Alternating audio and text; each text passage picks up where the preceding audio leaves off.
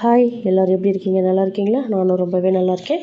இன்றைக்கி நம்ம சேனலில் சிறுகீரை, ராகி மாவு, பாசிப்பருப்பு இது எல்லாத்தையும் வச்சு சூப்பரான ஹெல்த்தியான ஒரு இன்ஸ்டண்ட்டான டிஃபன் ரெசிபி பார்க்கலாம். இது நீங்கள் மார்னிங் பிரேக்ஃபாஸ்ட்டாக எடுத்துக்கோங்க. ஈவினிங் டைமில் ஸ்நாக்காக கூட செஞ்சு கொடுங்க பசங்களுக்கு. நல்லா மொறுன்னு ரொம்ப டேஸ்டியாக இருக்கும்.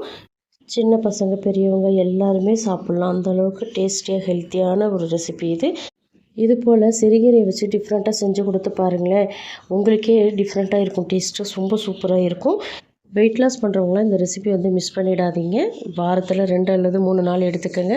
வெயிட் ரொம்ப ஈஸியாக கம்மி பண்ணலாம். இப்போ வாங்க இந்த ரெசிபி எப்படி செய்கிறதுன்னு பார்க்கலாம்.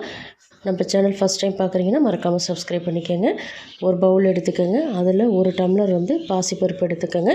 இந்த பாசிப்பருப்பு ஒரு 150 கிராம் அளவுக்கு இருக்கும். பாசிப்பருப்பு சேர்த்துட்டு இது 2 அல்லது 3 தடவை நல்லா கழுவி எடுத்துகிட்டு வந்துடுங்க. கழுவிட்டு வந்ததுக்கப்புறம் பருப்பு முழுகிற அளவுக்கு நல்லா நிறைய தண்ணி சேர்த்து ஒரு 1 மணி நேரத்துலேருந்து 2 மணி நேரம் வரைக்கும் ஊற வச்சுக்கோங்க. ரொம்ப அதிக நேரத்துக்கு ஊற வைக்க தேவையில்லை. குறைஞ்சது 1 மணி நேரமாவது ஊற வச்சுக்கோங்க. இப்போ சட்னி ரெடி பண்ணுறதுக்கு ஒரு மிக்ஸி ஜாரில் ஒரு 1/4 கப் அளவுக்கு தேங்காய், 1/4 கப் பொட்டுக்கடலை சேர்த்துக்கோங்க. ஒரு 5-6 பல் பூண்டு சேர்த்துக்கோங்க. காரத்துக்கு தகுந்த மாதிரி காஞ்ச மிளகாய் சேர்த்துக்கோங்க. இதில் கொஞ்சமாக தண்ணி சேர்த்துட்டு ஓரளவுக்கு நல்லா கொரகொரப்பாக அரைச்சிக்கோங்க. தேங்காய் சட்னி என்றைக்குமே ரொம்ப நைஸாக அரைச்சிட்டிங்க அப்படின்னா நல்லா இருக்காது. கொஞ்சம் திரியாக இருந்தால் தான் டேஸ்ட் ரொம்ப சூப்பராக இருக்கும். அதே போல் அரைச்சி எடுத்துகிட்டு வந்துடுங்க. இப்போ பவுலுக்கு சட்னியை மாற்றிக்கலாம். மாற்றினதுக்கப்புறம் தேவையான அளவு தண்ணி சேர்த்துக்கோங்க. இந்த அடை தோசைக்கு பார்த்திங்கன்னா சட்னி கொஞ்சம் திக்காக இருந்தால் நல்லாயிருக்கும். அதனால் தண்ணி கம்மி பண்ணியே சேர்த்துக்கோங்க. உப்பு சேர்த்துக்கலாம். இந்த ஸ்டேஜில் உப்பு சேர்த்துட்டு இப்போ இதை எல்லாத்தையும் நல்லா மிக்ஸ் பண்ணி விட்டுக்கோங்க. நீங்கள் நார்மலாக இட்லி தோசைக்கு சாப்பிட்றீங்க அப்படின்னா நீங்கள் இன்னும் கூட எக்ஸ்ட்ரா தண்ணி ஆட் பண்ணிக்கலாம். இது அடை தோசைன்றதுனால ஓரளவுக்கு சட்னி திக்காக இருந்தால் தான் நல்லாயிருக்கும். பாருங்கள், இந்த கன்சிஸ்டன்சிக்கு இருக்கணும். அதே போல் இது போல் நல்லா திரியாக அரைச்சிக்கணும். அவ்வளோதான், சட்னி ரெடி ஆகிடுச்சு. இதை தாளிக்கிறதுக்கு பார்த்திங்கன்னா ஒரு 2லேருந்து 3 டீஸ்பூன் எண்ணெய், 1/2 டீஸ்பூன் கடுகு, 1/2 டீஸ்பூன் உளுத்தம்பருப்பு, ஒரு கொத்த கருவேப்பிலை இது எல்லாத்தையுமே தாளித்து சட்னியில் சேர்த்துக்கலாம். சட்னி சிம்பிளாக இருந்தாலும் டேஸ்ட் ரொம்ப சூப்பராக இருக்கும். கட்டாயமாக ட்ரை பண்ணி பாருங்கள்.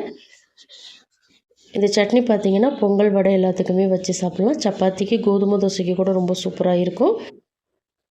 இப்போ சட்னி ரெடி ஆகிடுச்சு. நம்ம அடை தோசை செய்ய ஸ்டார்ட் பண்ணிடலாம். இப்போ பருப்பு நல்லா ஊறியிருக்கு. நான் 2 மணி நேரம் ஊற வச்சுருந்தேன். இப்போ இதை மிக்ஸி ஜாருக்கு மாற்றிக்கலாம். தண்ணி இல்லாமல் சேர்த்துக்கோங்க. அதுக்கப்புறம் தேவைப்பட்டால் நம்ம தண்ணி சேர்த்து அரைச்சிக்கலாம்.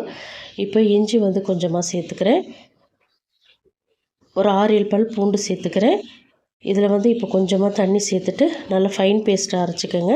பாசிப்பருப்பு அரைக்கிறதுக்கு தண்ணி அதிகமாக தேவைப்படாது. அதனால் கொஞ்சமாக சேர்த்து அரைச்சிக்கோங்க. நல்லா நைஸாக அரைச்சிக்கணும். இப்போ பாசிப்பருப்பை அரைச்சிட்டு வந்துட்டேன். நம்ம பாசிப்பருப்பு அளந்த அதே கப்பால் 2 கப் அளவுக்கு ராகி மாவு நான் சேர்த்துக்கிறேன். அதிகமாக சேர்த்துற வேணாம், கரெக்டாக 2 கப் சேருங்க, சரியாக இருக்கும். சேர்த்துட்டு கொஞ்சமாக தண்ணி சேர்த்து இதையும் பல்ஸில் வச்சு ஒரு 2 சுற்றி எடுத்துகிட்டு வந்துடுங்க. நல்லா பாசிப்பருப்போடு மிக்ஸ் ஆகிடும். இல்லைனா நீங்கள் தனியாக சேர்த்து கலந்துக்கிறதா இருந்தாலும் கலந்துக்கோங்க, உங்களுடைய விருப்பம். இப்போ நான் அரைச்சிட்டு வந்துட்டேன். அரைச்சிட்டு வந்த மாவை பவுலுக்கு மாற்றிக்கிறேன். எடுத்ததுமே ரொம்ப தண்ணி சேர்த்து அரைச்சிடாதீங்க. இப்போ பவுலுக்கு மாற்றிட்டேன். இந்த ஸ்டேஜில் பெரிய சைஸ் ஸ்பூனால் ஒரு 2 ஸ்பூன் அளவுக்கு அரிசி மாவு சேர்த்துக்கிறேன். அரிசி மாவு ஆப்ஷனல் தான், விருப்பமாக இருந்தால் சேர்த்துக்கோங்க. இல்லைனா அரிசி மாவை ஸ்கிப் பண்ணிவிடுங்க. இப்போ கொஞ்சமாக தண்ணி சேர்த்துட்டு நல்லா கட்டி இல்லாமல் கலந்து விட்டுக்கோங்க. இப்போ மாவு நல்லா கலந்துட்டேன். பாருங்கள், இந்த பக்குவத்துக்கு தான் இருக்கணும். இந்த ஸ்டேஜில் பொடியாக கட் பண்ணி வச்சுருக்கிற 2 பச்சை மிளகாய் நான் சேர்த்துக்கிறேன். பச்சை மிளகாயை அரைச்சி சேர்க்குறத விட இது போல் பொடியாக கட் பண்ணி சேர்த்து செஞ்சு பாருங்கள்.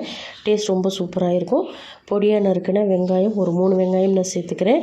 வெங்காயம் இன்னும் அதிகமாக சேர்த்தாலும் நல்லாயிருக்கும். கொத்தமல்லி எல்லாம் கொஞ்சமாக சேர்த்துக்கிறேன், பொடியாக நறுக்கினது. 2 உருளைக்கிழங்கு துருவி எடுத்திருக்கேன். இதில் சேர்க்குறதுக்கு முன்னாடி நல்லா 2 தடவை கழுவிட்டு தண்ணியை நல்லா பிழிஞ்சிட்டு அதுக்கப்புறம் மாவில் சேர்த்துக்கோங்க. இப்போ உருளைக்கிழங்கு சேர்த்தாச்சு. உருளைக்கிழங்குக்கு பதிலாக நீங்கள் முட்டைகோஸ் கூட சேர்த்துக்கலாம், ரொம்ப நல்லா இருக்கும். அல்லது கேரட் சேர்த்துக்கோங்க. இந்த ஸ்டேஜில் ஒரு 1/2 டீஸ்பூன் தனி மிளகாய்த்தூள் சேர்த்துக்கிறேன். மிளகாய்த்தூள் ஆப்ஷனல் தான், விருப்பமாக இருந்தால் சேர்த்துக்கோங்க, இல்லைனா ஸ்கிப் பண்ணிவிடுங்க. இது கூட 1 டீஸ்பூன் சீரகம் சேர்த்துக்கிறேன். அதே போல் சீரகம், சோம்பு 2ம் சேர்த்து செஞ்சாலும் நல்லா இருக்கும். இப்போ வந்து ஃபைனலாக நம்ம ஏற்கனவே க்ளீன் பண்ணி கட் பண்ணி வச்சுருக்கிற சிறுகீரையை நான் இதில் சேர்த்துக்கிறேன். நல்லா ஃபைனாக சாப் பண்ணி போடுங்க. பெருசு பெருசாக போட்டுட்டிங்க அப்படின்னா குக் ஆகாது. அதனால் நல்லா பொடி பொடியாக நறுக்கி போடுங்க. அதே போல் அந்த தண்டுகளையும் சேர்த்து யூஸ் பண்ணுங்கள். தண்டுகளெல்லாம் தூக்கி எறிஞ்சிடாதீங்க.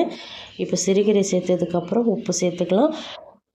அதே போல் உப்பும் கம்மியாக சேர்த்துக்கங்க. உப்பு எடுத்ததுமே அதிகமாக சேர்த்துட்டிங்கன்னா அது டேஸ்ட் நல்லா இருக்காது, உப்பு அதிகமாகிடும். இப்போ நல்லா கலந்து விட்டுக்கோங்க. தண்ணி எக்ஸ்ட்ரா தேவைப்படாது. அந்த வெங்காயத்தில் உள்ள தண்ணி, கீரையில் உள்ள தண்ணியே போதுமானதாக இருக்கும். பாருங்கள், இந்த பக்குவத்துக்கு நீங்கள் மிக்ஸ் பண்ணிக்கணும். கரெக்டாக இந்த கன்சிஸ்டன்சிக்கு இருக்கணும். ரொம்ப தண்ணி ஆயிடுச்சு அப்படின்னா ராகி மாவு சேர்க்காதீங்க. அதுக்கு பதிலாக கோதுமை மாவு சேர்த்துக்கோங்க. ராகி மாவு எக்ஸ்ட்ரா சேர்த்திங்க அப்படின்னா தோசை ஊற்றுறதுக்கு வராது, திருப்பி போடும்போது உடஞ்சிரும். இப்போ தோசை தவா ஹீட் பண்ணி மாவை சேர்த்துக்கலாம். தோசை தவாவை நல்லா லோ ஃப்ளேமில் வச்சுட்டு அதுக்கப்புறம் மாவை சேர்த்து நல்லா மெல்லிஸாக திரட்டி விடுங்க. எந்த அளவுக்கு மெல்லிஸாக திரட்டுறீங்களோ அந்த அளவுக்கு கீரை நல்லா குக்காகி வரும். நீங்கள் நல்லா திக்காக ஊற்றிட்டீங்க அப்படின்னா கீரை உள்ளே சரியாக வேகாது, மாவும் சரியாக வேகாது. அதனால் நல்லா முடிஞ்ச அளவுக்கு மெலிசாக ஊற்றிக்கங்க. இப்போ எண்ணெய் சேர்த்துக்கிறேன். எண்ணெய் வந்து நான் கொஞ்சம் நிறைய சேர்த்துக்கிறேன். நிறைய சேர்க்கும்போது அந்த கீரை மாவு எல்லாம் வேகிறதுக்கு நமக்கு ஹெல்ப்பாக இருக்கும். அதனால தான் நான் எண்ணெய் அதிகமாக சேர்த்துக்கிறேன். உங்களுக்கு இவ்வளோ எண்ணெய் தேவையில்லைன்னா நீங்கள் தாராளமாக கம்மி பண்ணி சேர்த்துக்கலாம். இப்போ அடியில் நல்லா வெந்துருச்சு. திருப்பி போட்டு இன்னொரு சைடு குக் பண்ணிக்கிறேன். லோ அல்லது மீடியம் ஃப்ளேமில் வச்சுட்டு குக் பண்ணுங்கள். ஹை ஃப்ளேமில் வைக்கக்கூடாது. அதே போல் மூடி போட்டு குக் பண்ணக்கூடாது. இப்போ நல்லா வேகட்டும். மேலே வந்து ஒரு 1/2 டீஸ்பூன் அளவுக்கு எண்ணெய் சேர்த்துக்கலாம். கொஞ்சம் ட்ரையாக இருக்கிறதுனால எண்ணெய் சேர்த்துக்கிறேன். இப்போ இந்த சைடும் நல்லா வேகட்டும். கீரையை வந்து எண்ணெயில் லைட்டாக வதக்கிட்டு சேர்த்தாலும் சேர்த்துக்கோங்க. அப்படி செஞ்சாலும் டேஸ்ட் நல்லா இருக்கும். 2 சைடுமே இப்போ நல்லா பர்ஃபெக்டாக வெந்துருச்சு. திருப்பி போட்டு காட்டுறேன் பாருங்கள். நல்ல வெளியில் கிறிஸ்பியாக இருக்கும், உள்ளே சாஃப்டாக இருக்கும். கீரையோட டேஸ்ட்டு ரொம்ப சூப்பராக இருக்கும். இந்த அடை தோசைக்கு கண்டிப்பாக ட்ரை பண்ணி பாருங்கள். இப்போது பிளேட்டுக்கு மாற்றிக்கலாம். நல்லா சுட சுட தேங்காய் சட்னியோடு பரிமாறி பாருங்கள். 2 அல்லது 3 கட்டாயமாக பசங்க சாப்பிடுவாங்க. அதே போல் தக்காளி தொக்கு கூட இந்த ராகி தோசைக்கு ரொம்ப சூப்பராக இருக்கும். இந்த ரெசிபியெல்லாம் கட்டாயமாக மிஸ் பண்ணிடாமல் உங்கள் வீட்டில் ட்ரை பண்ணி பாருங்கள். இதோட பொருட்களும் இதோட அளவுகளும் நான் டிஸ்கிரிப்ஷன் பாக்ஸில் மென்ஷன் பண்ணுறேன். உங்களுக்கு ஏதாவது டவுட்டாக இருந்தால் அதில் போய்ட்டு செக் பண்ணி பார்த்துக்கோங்க.